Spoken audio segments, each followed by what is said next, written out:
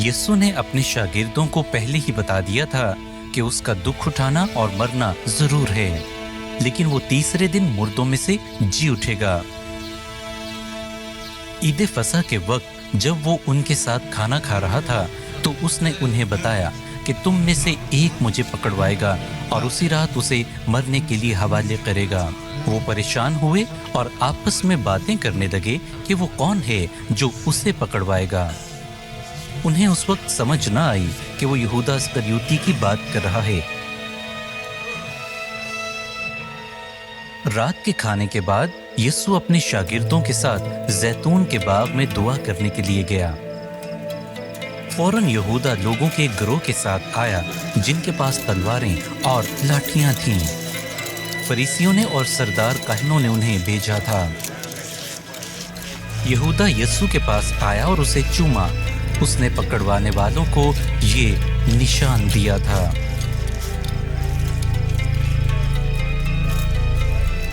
वो उसे पकड़कर मजहबी रहनुमाओं के पास ले गए। वो कोई इल्जाम तलाश करने लगे जो उस पर लगाकर उसे कत्ल के लिए हवाले करें।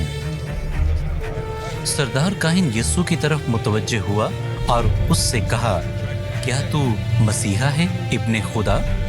यीशु ने जवाब दिया, हाँ, जैसा तू कहता है मैं हूँ। चुनांचे सरदार काहिन शोर मचाने लगे और कहा, ये गुस्ताख है, इसे मौत दी जाए।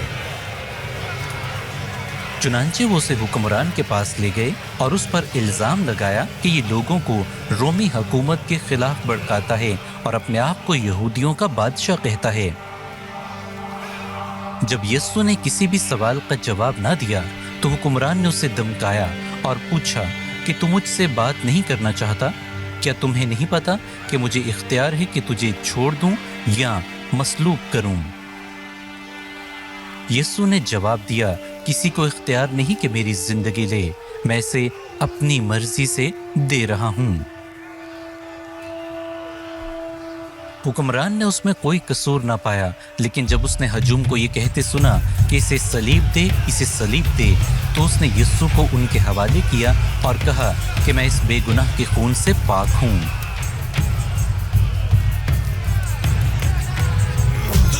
चुनांचे सिपाहियों ने उसे पकड़ा और उसे कोड़े मारे और उस पर थूका। फिर उन्होंने उस पर सलीब रखी और वो शहर से गुजरता हुआ वहां पहुंचा जहां उसे मसलूब करना था।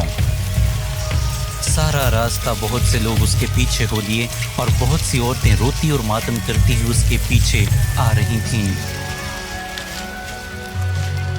जब वो वहां पहुंच गए तो उन्होंने उसको सलीब पर उसके हाथों और पांव में कीलों से जड़ा और उन्होंने उसको दो डाकुओं के दरमियान मसलूब किया, एक उसके दाएं था और एक उसके बाएं। और उन्होंने तख्ता लिख कर लगाया कि यहूदियों का बादशाह। लोग और सिपाही भी उस पर चीख रहे थे, उसे लान तान कर रहे थे और उसकी बेइज्जती कर रहे थे। लेकिन मसीहा ने अपना सर आसमान की तरफ उठाया और कहा, ऐ बाप, इनको मुआफ कर, क्योंकि वो नहीं जानते कि क्या करते हैं। दो डाकुओं में से एक ने, जो उसके साथ मसलूब किया गया था, उसे बुरा भला कहना शुरू कर दिया और कहा, क्या तू मसीहा नहीं? तू अपने आप को भी और हमें भी बचा। लेकिन दूसरे डाकू ने उसे डांटा और कहा, क्या तू खुदा से नहीं डरता? हम तो इस सजा के लायक थे जो हमें मिली है, लेकिन इसने तो कोई गुनाह नहीं किया था। फिर वो यीशु की तरफ मुड़ा और कहा, जब तू अपनी बादशाही में जाए तो मुझे भी याद करना। यीशु ने जवाब दिया, तू आज ही मेरे साथ फिरदौस में होगा। और दोपहर के वक्त सूरज छुप गया और पूरी जमीन पर अंधेरा छा गया। यीशु ने बड़ी आवाज से पुकार कर कहा, ऐ बाप, मैं अपनी रूह तेरे हाथों में सौंपता हूं। और ये कहकर उसने जान दे दी।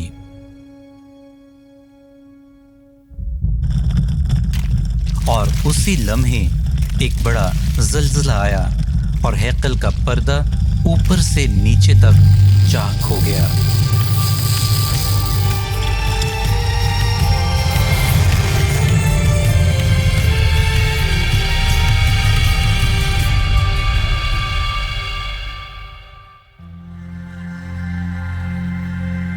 यहूदियों ने यीशु पर एक फतवा ये भी लगाया था कि उसने अपने आप को इब्ने खुदा कहा है।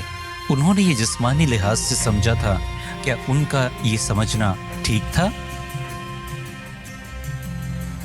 यीशु के पास इख्तियार था कि वो सलीबी मौत से बच जाता। आपके मुताबिक उसने सलीबी मौत क्यों कबूल की? हमें ये कैसे पता चलता है कि यीशु की मौत एक हादसा नहीं था और ये एक अचानक होने वाला वाकया नहीं था? यीशु ने किस बुनियाद पर डाकू से कहा कि वो आज ही उसके साथ फिरदौस में होगा, जबकि उसके पास इतना भी वक्त नहीं था कि वो कोई नेक अमल करता जो खुदा को खुश कर देता? आपको इससे क्या पता चलता है?